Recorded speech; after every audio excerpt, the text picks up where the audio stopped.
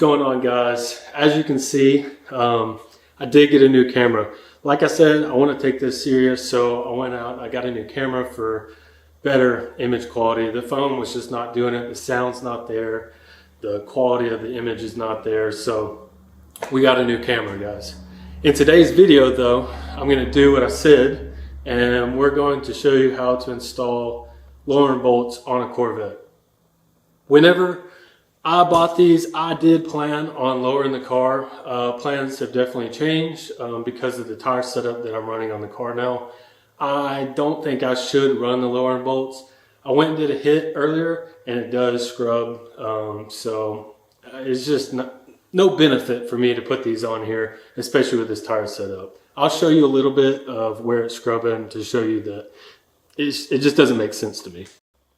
As you can see right there, is where it was scrubbing all the way down the tire. When I went and did a hit, it dropped the rear, landed on that, started scrubbing, so I'm not going to do the lowering bolts for myself.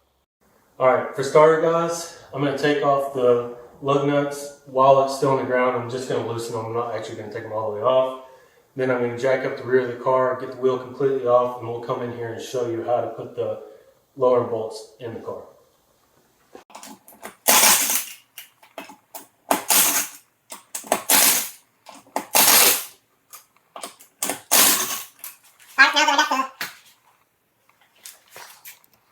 Alright, now that I got the lug nuts loosened, I'm going to go ahead and take them off.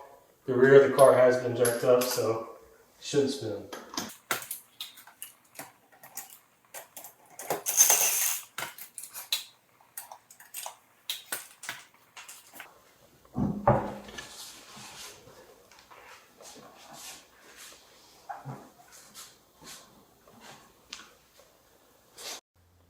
Okay guys, now that the car is up in the air, this right here, my hand is, that is your lowering bolt. So when we're going to replace this, we're going to drop it all the way down. Then once we get it all the way down, we're going to put the new one in and run it right back up from where it came. I'll show you all the bolts that you need to take off to get this to drop, but this lowering bolt is just a 10 millimeter and you just run it all the way down. Okay guys, for starters, this is your tie rod end length. You need to take this off, which this is a 18 millimeter, just a standard 18 millimeter. Take that off, pull this out so we can drop the lower control arm. This is going to be your first step. Take that off. Okay guys, once you do that, this is going to be your shock lower bolt. We're going to need to take this off as well.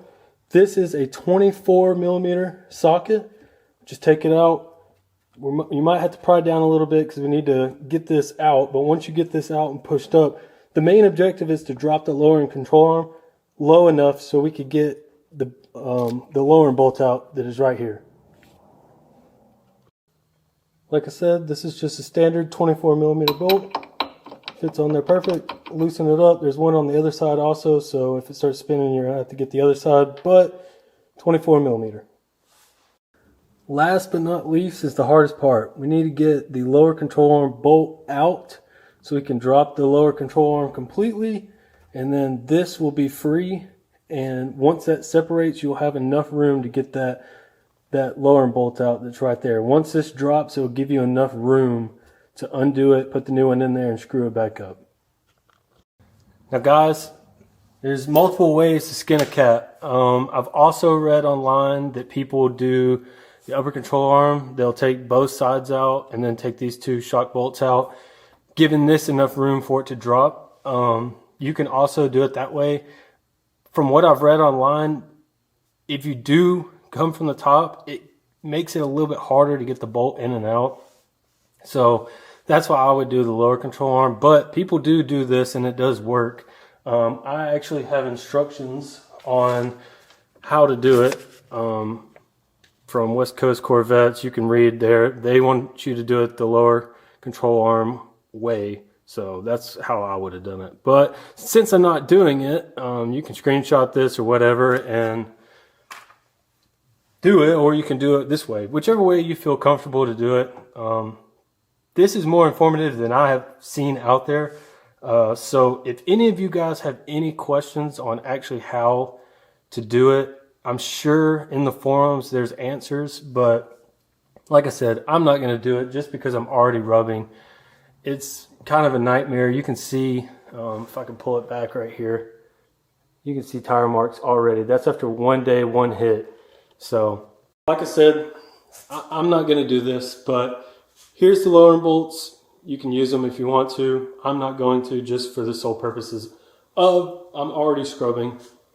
So I just wanted to give an informative video on how to do it. A lot of people just show the process of doing it. They don't really go into depth, and that bothers me personally. So I want to give you guys, the utmost detail to be able to do it yourself.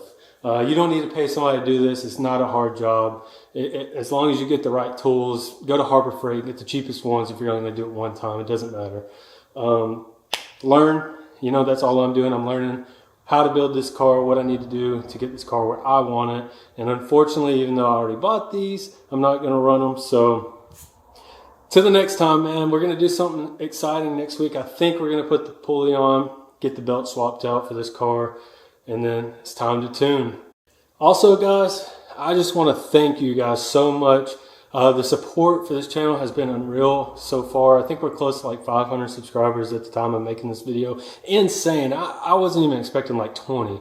So to be at this number this early, I greatly appreciate it. I'm reinvesting into this channel, getting good quality video for you guys. Hopefully the audio is good. I haven't tested the audio, but this is a great camera, and I'm really excited to keep going forward. I think this channel is going to be really fun, and we got a lot of special things for this car. Anyways, guys, hit the thumbs up, subscribe if you like the content. I'll see you guys later.